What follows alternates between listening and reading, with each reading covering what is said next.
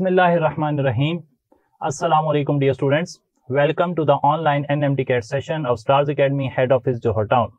Today we are going to discuss gases.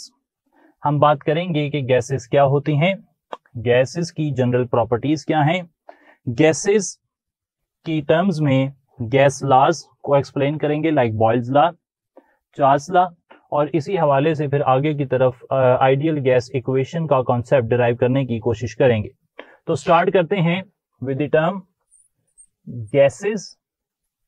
Gas is actually a state of matter, और gas एक ऐसी state of matter है जिसमें there is no definite shape and no definite volume. तो gas state of matter है लेकिन इसकी कोई डेफिनेट शेप नहीं है और ना ही इसका कोई डेफिनेट वॉल्यूम है।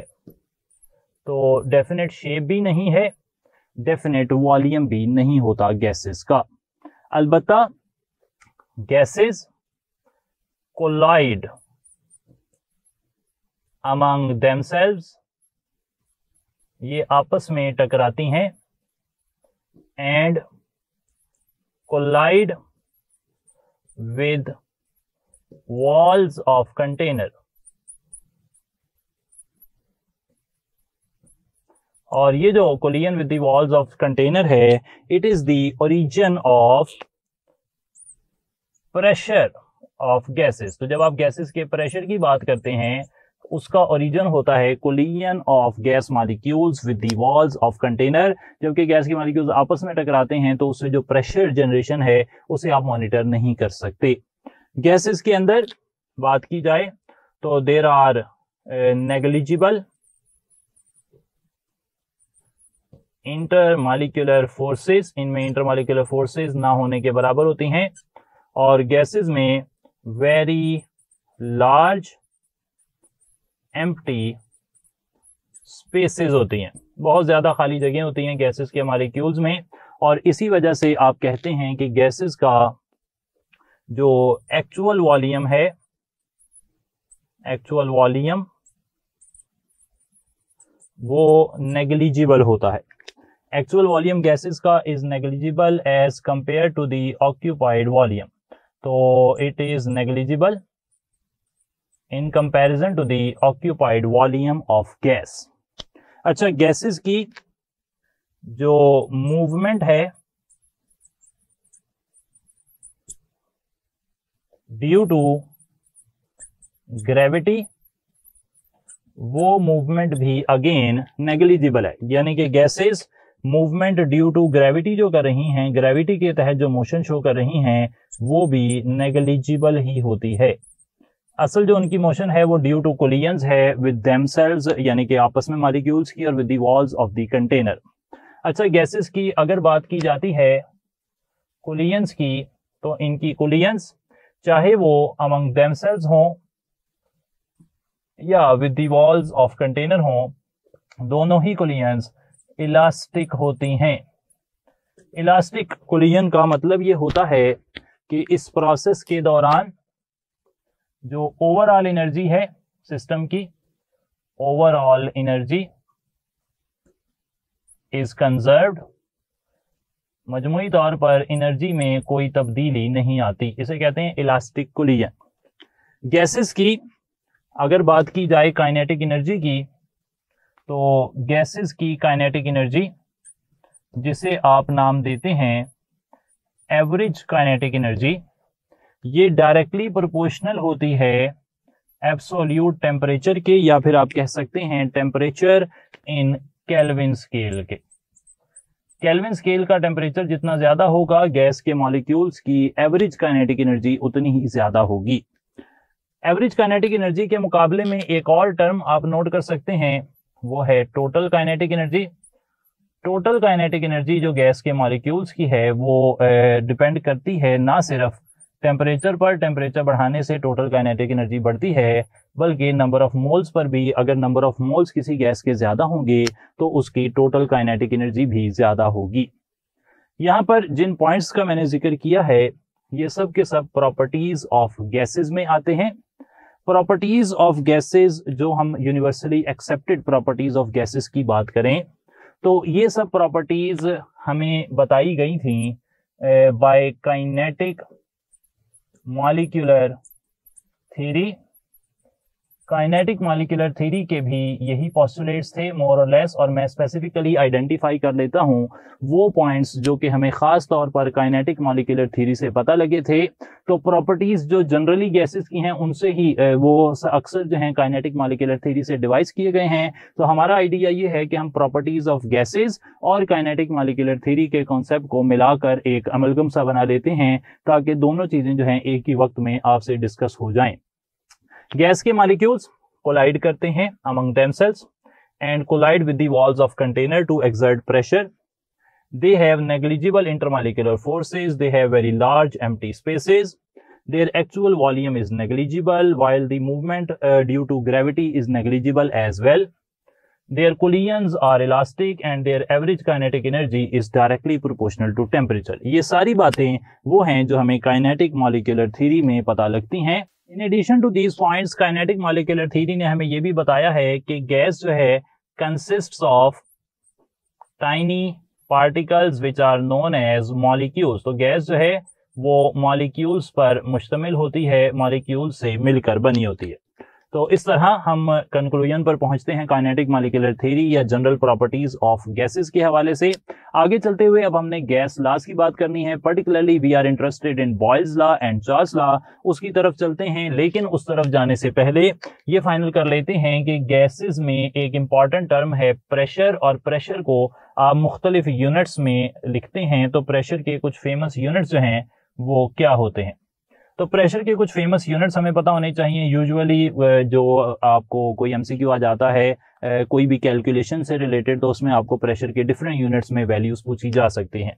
तो प्रेशर जो है स्टैंडर्ड फॉर्म में आम हालात में we are interested in 1 atmospheric pressure. 1 atmospheric pressure जो है ये 760 मिलीमीटर ऑफ मरकरी के बराबर होता है। अगर आप इसे टॉर में लिखें तो अगेन ये 760 टॉर आ जाता है। अगर आप इसे सेंटीमीटर में लिखेंगे तो ये 76 सेंटीमीटर ऑफ मरकरी बन जाते हैं। अगर आप इसे लिखते हैं पास्कल के अंदर तो ये 101325 न्यूटन पर मीटर स्क्वायर, या फिर न्यूटन पर मीटर स्क्वायर को ही पास्कल भी कहा जाता है। तो ये 101325 पास्कल हो जाएगा। किलो पास्कल में भी वैल्यू हो सकती है, 101.325 किलो पास्कल भी हो सकते हैं। इसके अलावा 14.7 पाउंड्स पर स्क्वायर इंच भी वैल्यू हो सकती है किसकी जी? प्रेशर की। तो प्रेशर की कुछ वैल्यूज जो हैं वो मैंने आपसे यहाँ पर जिक्र कर ली। आगे की तरफ चलते हुए अब हम पहले लॉ को डिस्कस कर रहे हैं, और हमारा पहला लॉ है बॉयल्स लॉ। तो बॉयल्स लॉ से स्टार्ट ले लेते हैं। बॉयल्स लॉ एक ऐसा कानून है जो रिलेट करता है volume of given mass of a gas को विद प्रेशर अप्लाइड। अच्छा, प्रेशर अप्लाइड को समझने के लिए दो टर्म्स जो है ना वो हम यहाँ पर डिफाइन कर लेते हैं। आमतौर पर ऐसा समझा जाता है कि जो प्रेशर है हम केमिस्ट्री में जो लेते हैं वो प्रेशर जो है ना उसे हम कहते हैं कि गैस के मॉलिक्यूल्स जो दीवारों के साथ, वॉल्स ऑफ द कंटेनर के साथ टकरा रहे हैं, ये होता है प्रेशर। बिल्कुल सही है, इसमें कोई डाउट नहीं है कि ऐसे ही होता है प्रेशर। लेकिन प्रेशर के बारे में एक इन्फॉर्मेशन आपको और पता होनी चाहिए। उस इन्फॉर्मेशन को समझने के लिए मैं यहाँ पर एक कंटेनर बना रहा हूँ, और इस कंटेनर के ऊपर मैं रख रहा हूँ एक पिस्टन, और इस पिस्टन को मैंने बना दिया है, लिख लेते हैं कि ये एक मूवेबल पिस्टन है।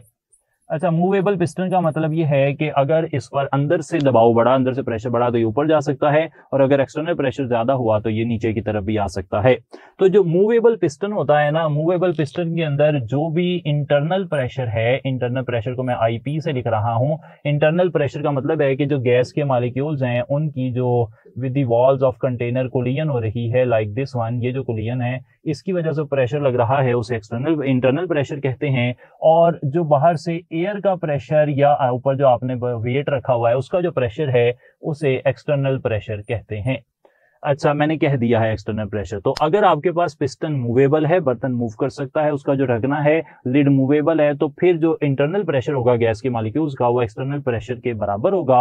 और इंटरनल प्रेशर और एक्सटर्नल प्रेशर बराबर के लिए ये जो बॉयल्स लॉ है ना, इसमें हम मूवेबल पिस्टन पर तजर्बात करते हैं। आपको पास पेपर में ऐसा सवाल मिल सकता है जिसमें कहता है कंटेनर विद मूवेबल पिस्टन। तो जब भी कंटेनर मूवेबल पिस्टन वाला होगा तो उसमें हम बॉयल्स लॉ स्टडी कर रहे होंगे, क्योंकि उसमें जो वॉल्यूम है ना वो चेंज हो सकता है। एक और कंटेनर भी हो सकता है और उस कंटेनर के हालात कुछ इस तरह होंगे कि उस कंटेनर के ऊपर जो लिड लगा होगा वो लिड होगा फिक्स्ड लिड होगा, यानी कि आप कहेंगे कि यहाँ पर जो पिस्टन है वो पिस्टन कैसा है, वो इमूवेबल पिस्टन है, यानी कि वो मूवमेंट नहीं कर सकता। अगर मूवेबल पिस्टन नहीं होगा, इमूवेबल पिस्टन होगा, तो अंदर का जो वॉल्यूम है, अंदर जो भी वॉल्यूम है, जारी बात है कि पिस्टन मूव नहीं कर रहा तो फिर वॉल्यूम चेंजिंग वाला जो कॉन्सेप्ट है वो नहीं होगा, यानी कि यहाँ पे वॉल्यूम चेंज नहीं होगा, या फिर आप कह सकते हैं कि वॉल्यूम यहाँ पर कांस्टेंट होगा। और वॉल्यूम जब कांस्टेंट होता है तो we are dealing with Charles, जो आपके पास जो वॉल्यूम और टेम्परेचर का रिलेशन है चार्ल्स लॉ में हम वो स्टडी करते हैं। तो वॉल्यूम अगर कांस्टेंट हो जाएगा तो वॉल्यूम कांस्टेंट जो है ना हम बॉयल्स लॉ में स्टडी करते हैं ना हम चार्ल्स लॉ में स्टडी करते हैं, बल्कि उसके लिए एक और गे-ल्यूजैक लॉ है, उसकी हम बात करते हैं। तो वो गे-ल्यूजैक लॉ, इमूवेबल पिस्टन जब होगा तो we are dealing with the relationship between pressure and temperature. सही है जी, प्रेशर और टेम्परेचर के दरमियान रिलेशन पढ़ना हो तो फिर हम वॉल्यूम की बात करते हैं। इस आइडिया को मैं एक्सप्लेन करूंगा आगे जाकर जब हम जनरल गैस इक्वेशन की बात करेंगे। फिलहाल ये दो आइडियाज जो हैं यूजुअली स्टूडेंट्स के दरमियान कंफ्यूजन है, तो उसको मैंने एक्सप्लेन कर दिया। चलते हैं जी बॉयल्स लॉ की तरफ। Boyle's law states that volume of a given mass of a gas is inversely proportional to pressure applied.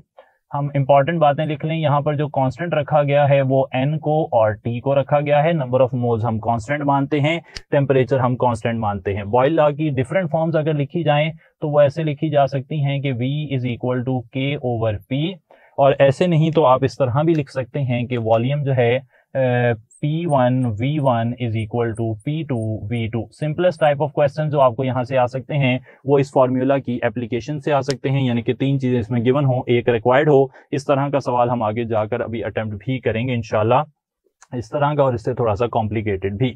अच्छा, बॉयल्स लॉ को जो है इसका जो ग्राफ है आप देख सकते हैं कि बॉयल लॉ के अंदर जो टेम्परेचर है वो कांस्टेंट है, और टेम्परेचर कांस्टेंट होने की वजह से आप अगर एक ग्राफ ड्रा करते हैं लाइक दिस वन, इस ग्राफ के अंदर आप प्रेशर जो है फॉर एग्जांपल रख लेते हैं, प्रेशर रख लेते हैं एक्स एक्सिस पर और वॉल्यूम रख लेते हैं वाई एक्सिस पर।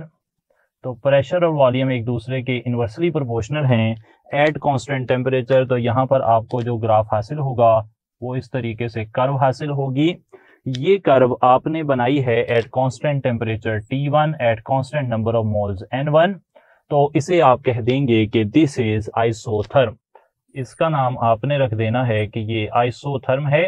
आइसोथर्म इसे इसलिए कहा जा रहा है कि ये कांस्टेंट टेम्परेचर पर ड्रॉ की गई है।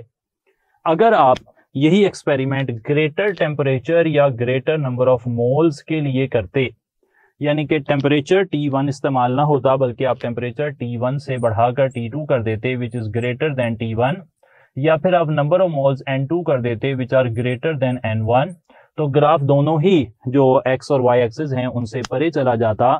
और इसकी वजह मैं यहाँ पर मेंशन कर रहा हूँ, ये जो मूविंग अवे ऑफ ग्राफ है इसके बारे में इंफॉर्मेशन आपसे पूछी जा सकती है। तो ये जो मूविंग अवे ऑफ ग्राफ है इसके लिए याद रख लें कि वॉल्यूम जो है ना वो नंबर ऑफ मोल्स बढ़ाने से बढ़ जाता है। ये स्टेटमेंट है एवोगैड्रोस लॉ की, और इसी तरीके से वॉल्यूम टेम्परेचर बढ़ाने से भी बढ़ जाता है। ये स्टेटमेंट है चार्ल्स लॉ की, और इन लॉज की वजह से जब आप टेम्परेचर बढ़ाते हैं या नंबर ऑफ मोल्स बढ़ाते हैं तो ग्राफ जो है moves away from both the axis. Isotherm एक पर्टिकुलर टेम्परेचर पर एक खास शेप रखता है, लेकिन जब टेम्परेचर चेंज करके न्यू टेम्परेचर कांस्टेंट किया जाए तो ग्राफ की शेप चेंज हो जाती है। इसी तरीके से एक और ग्राफ भी हम ड्रॉ कर सकते हैं, और अब की बारी हम ग्राफ ड्रॉ कर रहे हैं 1/v एक्स एक्सिस पर, और p जो है वो y एक्सिस पर। 1/v और p के दरमियान में डायरेक्ट रिलेशनशिप है, प्रेशर और इनवर्स ऑफ वॉल्यूम में डायरेक्ट रिलेशन है, यानी कि here we will get a straight line. ये स्ट्रेट लाइन है और बिल्कुल पहले की तरह ये स्ट्रेट लाइन हमने बनाई है टेम्परेचर T1 पर और नंबर ऑफ मोल्स N1 पर। स्ट्रेट लाइन का मतलब है कि एक चीज के बढ़ाने से दूसरी बढ़ रही है। अगर मैं यहाँ पर भी पहले के तरीके से टेम्परेचर बढ़ा देता हूँ, फॉर एग्जांपल मैं टेम्परेचर कर देता हूँ T2 which is greater than T1 और N2 कर देता हूँ number of moles which are greater than N1, in both the cases आपके पास जो ग्राफ है it moves away from the inverse of volume axis. और ऐसा क्यों होता है, इसकी वजह भी यही है कि टेम्परेचर बढ़ाने से वॉल्यूम बढ़ता है, जब वॉल्यूम इंक्रीज करेगा तो जो उसका इनवर्स है वो डिक्रीज करेगा, तो इस तरह वैल्यू चेंज हो जाएगी। और नंबर ऑफ मोल्स बढ़ाने से वॉल्यूम बढ़ता है तो जो उसका इनवर्स है वो कम हो जाएगा। इस रिलेशन के साथ एक थर्ड रिलेशन यहाँ पर आपको एमसीक्यू पूछे जा सकते हैं कि जो ग्राफ है उसको क्या हो रहा है, वो किस तरह मूव कर रही है, towards P, away from 1/v, और इस तरह के ऑप्शन बनाए जा सकते हैं। हम इस पर इंशाल्लाह बात करेंगे और आपको जो प्रैक्टिस बुक मिलेगी और जो प्रेप बुक मिलेगी उसमें डेफिनेटली इस तरह के एमसीक्यू और भी होंगे। तीसरा जो ग्राफ मैं यहाँ पर ड्रॉ कर रहा हूँ उस ग्राफ की शक्ल जो है कुछ इस तरह है। उसमें हम एक्स एक्सिस पर प्रेशर ले रहे हैं जो कि इंडिपेंडेंट वेरिएबल है और y एक्सिस पर PV ले रहे हैं जो कि डिपेंडेंट वेरिएबल है, या उसका रिजल्ट है। और क्योंकि प्रेशर बढ़ाने से PV का प्रोडक्ट कांस्टेंट रहता है तो यहाँ what you get is a straight line parallel to pressure axis. Straight line parallel to pressure axis आ जाती है। ये straight line parallel to pressure axis हमें हासिल होती है एट टेम्परेचर T1 और नंबर ऑफ मोल्स N1। अगर हम टेम्परेचर या नंबर ऑफ मोल्स में से कोई चीज बढ़ाते हैं तो टेम्परेचर या नंबर ऑफ मोल्स बढ़ाने से ये वैल्यू बढ़कर हो जाती है T2 ग्रेटर देन T1 पर या N2 ग्रेटर देन N1 पर। It moves away from pressure axis. क्योंकि जब आप टेम्परेचर या नंबर ऑफ मोल्स बढ़ाते हैं तो प्रेशर जो है उसके साथ मल्टीप्लाई हो रहा है वॉल्यूम, और वॉल्यूम की वैल्यू जो है वो इंक्रीज करती है इन दोनों के इंक्रीज करने से। तो ये कुछ ग्राफ जो हैं वो आप यहाँ पर देख सकते हैं। ये सब ग्राफ्स हैं बॉयल्स लॉ के, और बॉयल्स लॉ के बाद आगे चलते हुए मैं बात कर लूंगा चार्ल्स लॉ की। चार्ल्स लॉ को थोड़ा सा डिस्कस कर लेते हैं। चार्ल्स लॉ जो है वो रिलेट करता है, जिस तरह अभी मैंने कहा कि बॉयल्स लॉ जो है वो रिलेट कर रहा था वॉल्यूम और इनवर्स ऑफ प्रेशर को, या वॉल्यूम और प्रेशर के रिलेशन को चार्ल्स लॉ रिलेट करता है वॉल्यूम और टेम्परेचर के रिलेशन को। Volume is directly proportional to temperature. यहाँ पर हम मानते हैं कि जो कांस्टेंट फैक्टर्स हैं वो है नंबर ऑफ मोल्स और प्रेशर। सही है जनाब। कांस्टेंट प्रेशर हो तो आइसोबारिक, बार जो है ना वो प्रेशर के लिए यूज होता है। आइसोबारिक ये प्रोसेस होता है, यानी कि इसमें प्रेशर कांस्टेंट होता है। इसके अंदर एक इंपॉर्टेंट, वेरी इंपॉर्टेंट जो बात है वो ये है कि टेम्परेचर हमेशा जब आप केल्विन स्केल में रखेंगे तो फिर ही जो चार्ल्स लॉ है उसकी कैलकुलेशन इस फार्मूला से हो सकती है। इसकी डिफरेंट फॉर्म्स लिख देता हूं तो ये हो जाएगी V is equal to KT, या फिर V1 over T1 is equal to V2 over T2 ये भी कहा जा सकता है। ये तो हो गई क्वालिटेटिव वैल्यू। अगर हम चार्ल्स लॉ का क्वांटिटेटिव रिलेशनशिप देखने की कोशिश करें तो चार्ल्स लॉ का क्वांटिटेटिव रिलेशनशिप हमें ये बताता है कि इस तरह लिख सकते हैं, क्वांटिटेटिव रिलेशनशिप लिख लेते हैं।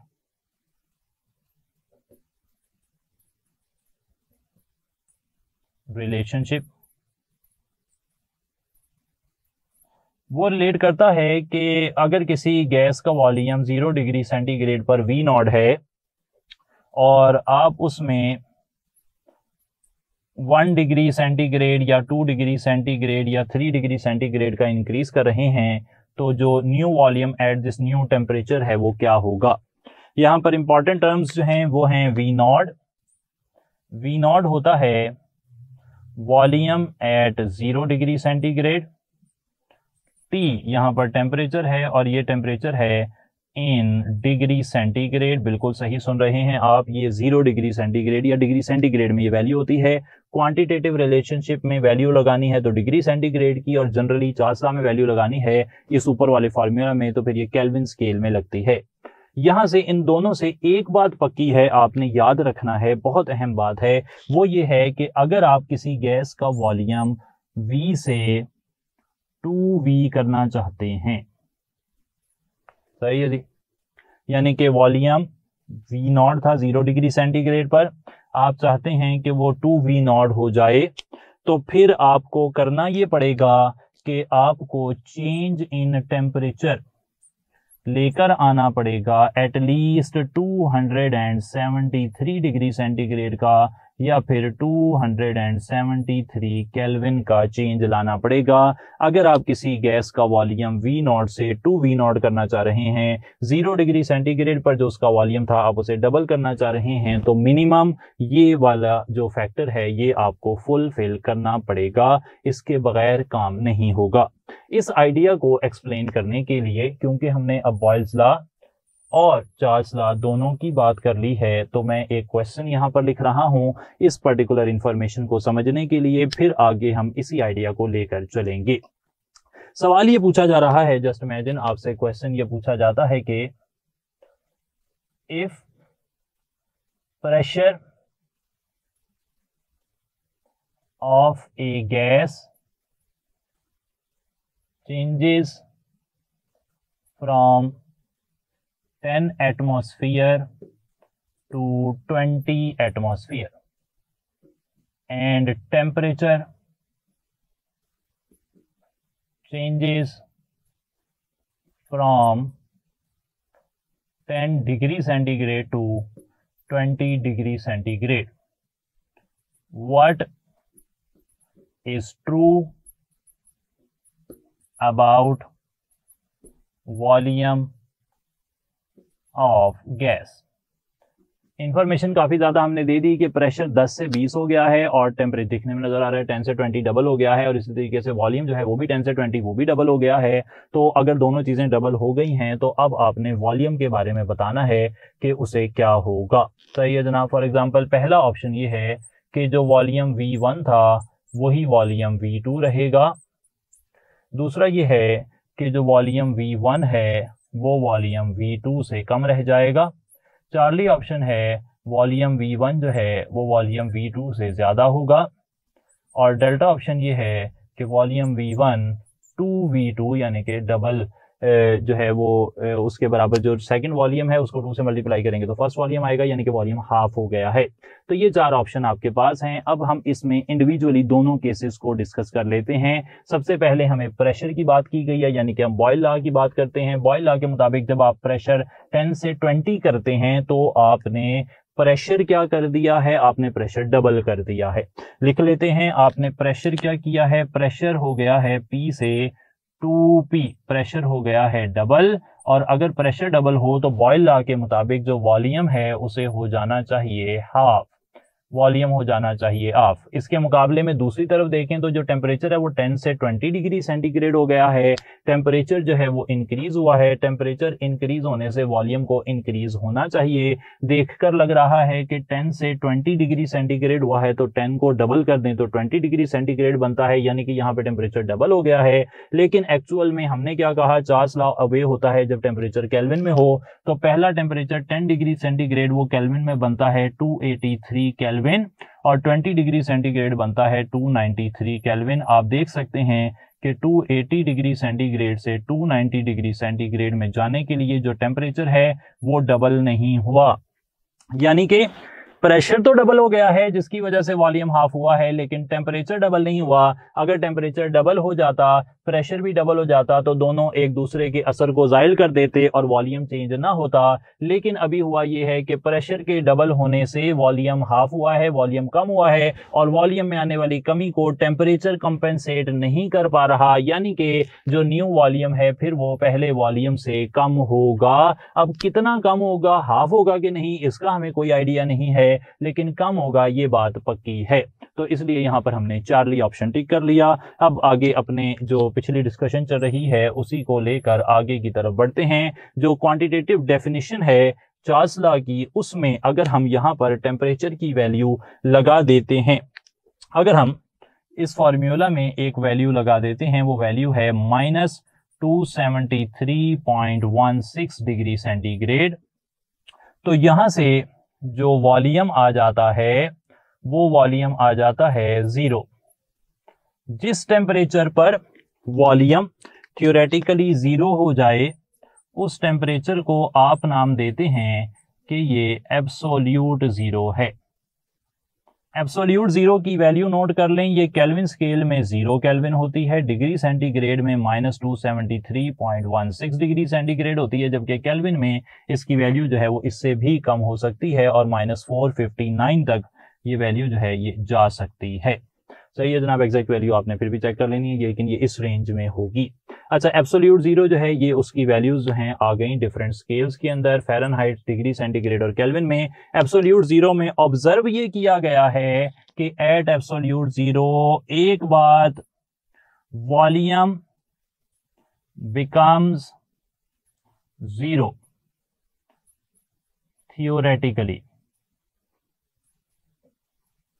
एक्चुअल जीरो पर kinetic energy of gas would be equal to zero. Actual जो एब्सोल्यूट जीरो है इस पर मॉलिक्यूलर मोशंस, अगर एक्चुअल में ही ये वॉल्यूम कभी हासिल हो जाए तो मॉलिक्यूलर मोशंस वुड सीज, वो नहीं हुआ करेंगी, मॉलिक्यूल हरकत करना बंद कर देंगे, वॉल्यूम थ्योरेटिकली जीरो हो जाता है, काइनेटिक एनर्जी जीरो हो जाती है और इसी तरीके से मैटर जो है विल डिसअपीयर। अगर ये टेम्परेचर हासिल होता है तो मैटर जो है वो डिसअपीयर हो जाएगा, क्योंकि उसका वॉल्यूम जीरो हो रहा है तो मैटर का वॉल्यूम जीरो नहीं हो सकता। तो ये ऐसा ख्याल है कि अगर एब्सोल्यूट जीरो हासिल होगा तो ये परेशानियां आ सकती हैं।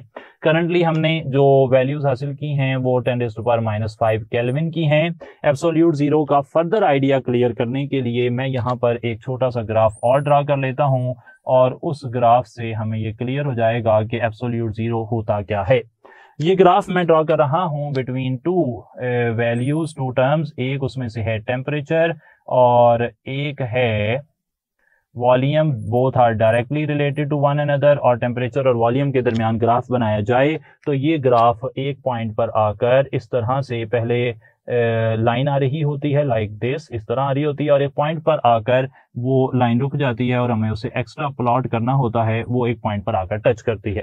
ये पॉइंट जहां पर वैल्यू टच कर रही है, इस पॉइंट की वैल्यू है -273.16 डिग्री सेंटीग्रेड, इसे एब्सोल्यूट जीरो कहते हैं। और इससे पहले एक पॉइंट और आता है जहां पर आकर जो एक्चुअल सॉलिड लाइन है वो खत्म हो जाती है, उसके बाद हमें एक्स्ट्रा प्लॉट करना पड़ता है ग्राफ को। वो जो लाइन है उस लाइन की इंफॉर्मेशन ये है कि उस लाइन पर हर एक गैस के लिए अलग अलग होगी वो वैल्यू। उस पॉइंट पर जो गैसेस हैं वो लिक्विफाई हो जाती हैं। अच्छा, गैस जब तक गैस की हालत में है उस पर गैस लॉ लग रहा है, लेकिन अगर गैस लिक्विफाई हो गई तो फिर उस पर गैस लॉ नहीं लगेगा, और इसलिए फिर हम अपना आइडिया समझने के लिए एब्सोल्यूट जीरो का इस ग्राफ को एक्स्ट्रा प्लॉट करते हैं। तो ये इन्फॉर्मेशन भी अच्छी है, आपको पूछी जा सकती है।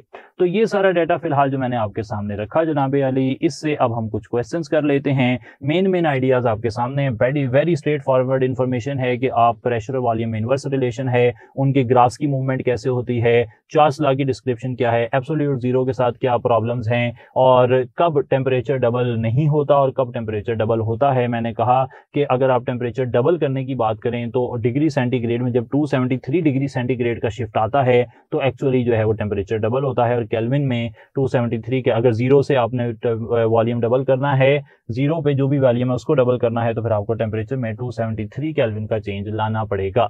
इन आइडियाज को इंप्लीमेंट करते हैं मुख्तलिफ क्वेश्चंस में और देखते हैं कि हमें क्या इन्फॉर्मेशन पता लगती है। क्वेश्चन नंबर 1 देख लेते हैं। Question number 1 says, if all other factors are constant, at which volume gas has highest pressure? अच्छा, सारे जो फैक्टर्स हैं like number of moles, temperature, उन्हें अगर आप कांस्टेंट कर दें तो किस वॉल्यूम पर गैस का प्रेशर सबसे ज्यादा होगा। हम जानते हैं कि वॉल्यूम और प्रेशर एक दूसरे के इन्वर्सली प्रोपोर्शनल हैं, तो जहां पर वॉल्यूम कम होगा वहां पर प्रेशर ज्यादा होगा। सबसे कम वॉल्यूम है 10 डेसीमीटर क्यूब, तो वॉल्यूम यहां पर सबसे ज्यादा हो जाएगा। इसी तरीके से एक और क्वेश्चन है हमारे पास, और उस क्वेश्चन में पूछा यह जा रहा है कि if temperature is doubled and pressure is doubled, what effect is observed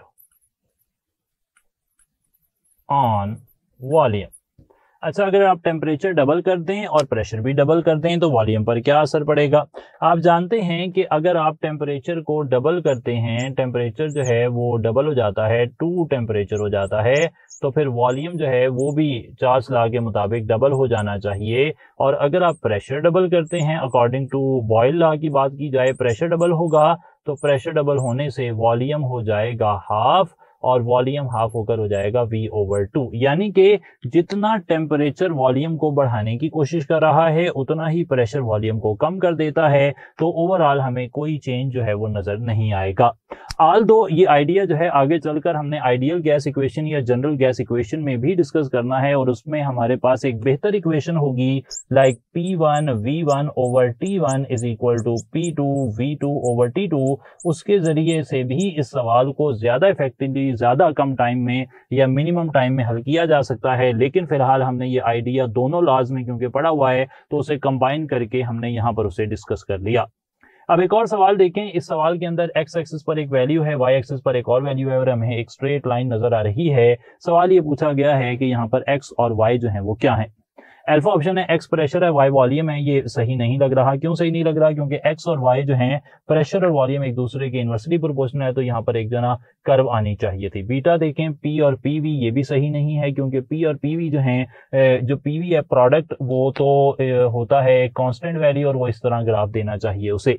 4D option देखें, एन और पी के दरमियान में, हालांकि हमने रिलेशन फिलहाल कोई नहीं पढ़ा और सिलेबस आउटलाइन में नहीं आता, लेकिन जनरली मैं बता दूं कि प्रेशर जो है वो नंबर ऑफ मोल्स के डायरेक्टली प्रोपोर्शनल होता है, प्रोवाइडेड दैट वॉल्यूम और टेम्परेचर को कांस्टेंट रखा जाए। ये डाल्टन्स लॉ की स्टेटमेंट है। तो अगर प्रेशर और number of moles directly proportional हैं तो नंबर ऑफ मोल्स और इनवर्स ऑफ प्रेशर डायरेक्टली नहीं होंगे, वो उनके दरमियान में भी कर्व बनेगी। ये दोनों होते तो डायरेक्ट बनता, अगर एक चीज का इनवर्स लेंगे तो फिर कर्व आ जाएगी। ये भी सही नहीं है। तो फिर सही जवाब यहाँ पर हो गया प्रेशर और इनवर्स ऑफ वॉल्यूम, और ये ग्राफ डेफिनेटली हमने बॉयल लॉ के अंदर जो है वो देखा हुआ है, तो डेल्टा ऑप्शन यहाँ सही हो जाएगा। इसी तरह से एक और सवाल है, और उस सवाल में पूछा गया है कि बॉयल्स लॉ की स्टेटमेंट जो है वो क्या है। ये पास पेपर से सवाल है, उसमें बस ऑप्शन हमने थोड़े से चेंज कर दिए हैं। तो बॉयल लॉ की जो स्टेटमेंट है उसके हिसाब से ग्राफ कौन सा बनता है? बॉयल लॉ के हिसाब से पी और वी के दरमियान में कर्व आती है, पी और वी के दरमियान में कर्व, ये वी और पी अगर इनकी पोजीशन चेंज भी हो तब भी लाइन जो है वो स्ट्रेट कभी नहीं आनी, हमेशा एक कर्व आनी है। इसी तरीके से पी और वी के दरमियान ग्राफ मैंने पहले ही बता दिया कि straight line parallel to X axis आती है, तो यहाँ पर पी और वी के दरमियान में जो कर्व है वो ग्राफ सही हो जाएगा बॉयल लॉ की स्टेटमेंट के एन मुताबिक। अच्छा, यहाँ पर एक सवाल हमने काइनेटिक मॉलिक्यूलर थ्योरी से पूछा है, और सवाल ये है कि if equal message of all these gases are taken, which of these has maximum total kinetic energy? अच्छा, अगर नंबर मैसेज सेम हैं तो फिर किसके टोटल काइनेटिक एनर्जी सबसे ज्यादा होगी? आप देख सकते हैं कि अगर मैसेज सेम है तो जब सबको मोलर मैस से डिवाइड करेंगे, जस्ट इमेजिन मैसेज अगर सेम हो तो हम इमेजिन कर लेते हैं जो सबसे भारी गैस है ना उसके मोलर मैस जितना ही मैस हम रखते हैं ताकि सबके मोल्स कैलकुलेट करने में आसानी रहे। अगर हम 32 मैस मानकर चलते हैं तो 32 ही ऑक्सीजन का मोलर मैस है। नाइट्रोजन के केस में 32 अगर हम मैस मानते हैं, नाइट्रोजन का मोलर मैस 28 है, और हीलियम के केस में 4 मोलर मैस है, और हाइड्रोजन के केस में 2 मोलर मैस है। आप देख सकते हैं कि सबसे ज्यादा मोल्स हाइड्रोजन के आ रहे हैं जो सबसे लाइटर गैस है। जितने मोल्स ज्यादा हों, मैंने कहा था कि अगर आपके पास टोटल काइनेटिक एनर्जी का सवाल आ जाए तो फिर वो ना सिर्फ एब्सोल्यूट टेम्परेचर पर बल्कि साथ साथ नंबर ऑफ मोल्स पर भी डिपेंड करती है। तो यहाँ पर नंबर ऑफ मोल्स ज्यादा होने की वजह से टोटल काइनेटिक एनर्जी इधर ज्यादा होगी। एक बात और याद रख लें कि जो एवरेज काइनेटिक एनर्जी है वो एक पर्टिकुलर टेम्परेचर पर नंबर ऑफ मोल्स में डिपेंड नहीं करती। एवरेज काइनेटिक एनर्जी इन सब की अगर टेम्परेचर सेम होगी, लेकिन total kinetic energy number of moles per भी डिपेंड करेगी। तो जिसके मोल्स ज्यादा होंगे उसकी टोटल काइनेटिक एनर्जी ज्यादा आ जाएगी। अच्छा, यहाँ पर ये जो सवाल है ये एक बड़ी स्टेटमेंट के साथ पास पेपर में हमें मिलता है, और उस सवाल में बेसिकली जो आइडिया पूछा गया है वो ये है कि अगर एक गैस का टेम्परेचर T1 जो है वो था 20 डिग्री सेंटीग्रेड और आपने उसे बढ़ाकर T2 कर दिया 100 डिग्री सेंटीग्रेड, तो व्हाट चेंज इज ऑब्जर्व्ड? तो फिर आपको क्या चेंज नजर आएगा? अल्फा ऑप्शन है कोलिजन कैपेबिलिटी डिक्रीज हो जाएगी, ऐसा तो नहीं है। काइनेटिक मॉलिक्यूलर थ्योरी के मुताबिक कोलिजन जो हैं वो टेम्परेचर बढ़ाने से बढ़ती हैं, जितना ज्यादा टेम्परेचर होगा उतनी ज्यादा कोलिजन होंगी। प्रेशर हाफ हो जाएगा, ऐसा भी नहीं है। हम जानते हैं कि प्रेशर और टेम्परेचर भी एक दूसरे के डायरेक्टली प्रोपोर्शनल होते हैं, इसके लिए मैंने नाम लिखा है गेल-यूजैक लॉ, और ये भी कहा है कि ये नाम इतना इंपॉर्टेंट नहीं है, लेकिन ये आइडिया कम से कम पता होना चाहिए कि प्रेशर और टेम्परेचर भी अगर आप नंबर ऑफ मोल्स और वॉल्यूम कांस्टेंट कर दें तो वो भी डायरेक्टली प्रोपोर्शनल होते हैं। तो प्रेशर कम होने वाला तो कोई चांस नहीं है, टेम्परेचर बढ़ा है प्रेशर बढ़ेगा। Charlie option temperature does not affect, ऐसा नहीं है। टेम्परेचर जो है वो वॉल्यूम पर असर डालता है, और टेम्परेचर का वॉल्यूम पर असर हमने चार्ल्स लॉ से पढ़ा हुआ है, और उस हिसाब से वॉल्यूम को डेफिनेटली इंक्रीज करना चाहिए। हालांकि टेम्परेचर 20 से 100 हुआ है, लेकिन ये डिग्री सेंटीग्रेड में लग रहा है कि 5 टाइम्स बढ़ गया, 25,100, लेकिन एक्चुअल में ये डबल नहीं हुआ, क्योंकि डबल होने की क्या शर्त है, वैल्यू केल्विन स्केल में जो है वो डबल हो जाएगी, तो फिर वैल्यू को डबल माना जाएगा, ऐसे डबल नहीं होता जनाब। तो ये आइडिया हो गया boils law, Charles law, kinetic molecular theory का। नेक्स्ट टाइम बात करेंगे आइडियल गैस इक्वेशन की, और आर के यूनिट्स देखेंगे, डेंसिटी की बातें होंगी। तो इन कॉन्सेप्ट पर इंशाल्लाह नेक्स्ट टाइम आपसे बात होगी। तब तक के लिए बहुत सारा ख्याल रखें अपना। Thank you so much. अस्सलाम वालेकुम।